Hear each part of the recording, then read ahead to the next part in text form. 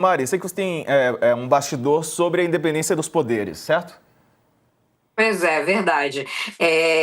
Eu conversei com uma fonte aqui nos Estados Unidos que me contava que chegou a fazer uma espécie de uma apresentação para as autoridades americanas sobre como exatamente funciona a questão da independência entre os poderes.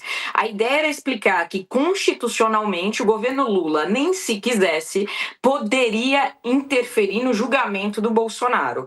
E essa foi uma espécie de uma aula de direito constitucional que foi dada a uma alta autoridade do Departamento de Estado, inclusive por telefone, num domingo, enfim.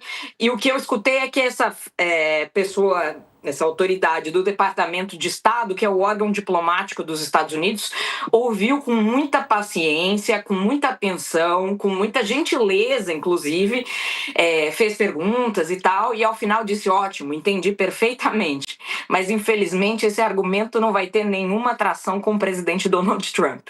Ou seja, legal, já entendemos que não vai dar para negociar, mas o presidente quer.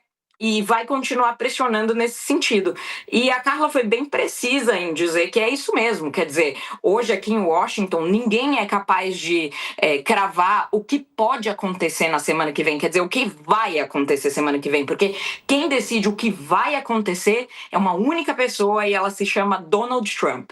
Agora, a gente apurou o que é mais provável que possa acontecer e daria quase que para apostar com algum grau de segurança que veremos novas medidas contra o Brasil na semana que vem, porque, de fato, a Casa Branca está seguindo de perto o julgamento, está assistindo e está acompanhando, e a ideia é, de fato, reagir ao que vem de Brasília. Então, muito provável que a gente veja uma nova rodada de restrições de vistos a autoridades brasileiras, como já aconteceu com os ministros do Supremo e com alguns ministros do governo Lula, que a gente veja um possível aumento no tarifaço, quer dizer, aumento no número de 50% para um incremento de 70%, 100%, o que na prática muda pouca coisa, é simbólico apenas, porque com 50% de tarifa, o que a gente vê hoje já é um embargo aos produtos brasileiros.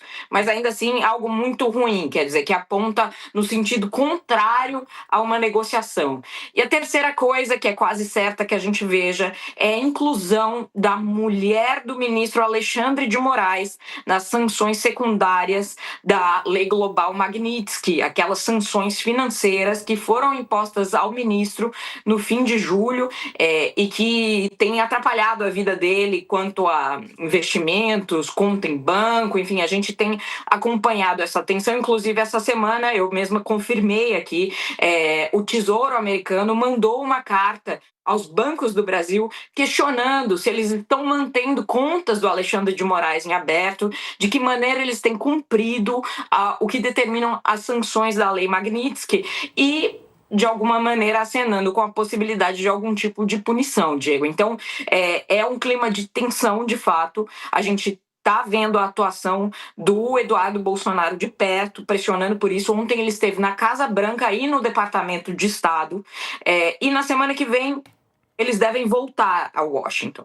Então, não há expectativa aí de que as coisas vão se distensionar e nem os empresários que acabaram de sair daqui ouviram qualquer coisa diferente disso. A perspectiva, por enquanto, é que as coisas ainda vão piorar antes de melhorar. Que bom, que bom. Mariana Sanches, obrigado, viu, pelas informações. Eu que agradeço e lamento aí trazer notícias ruins, pessoal. Mas são Espero as que... notícias, né? Temos que trazê-las.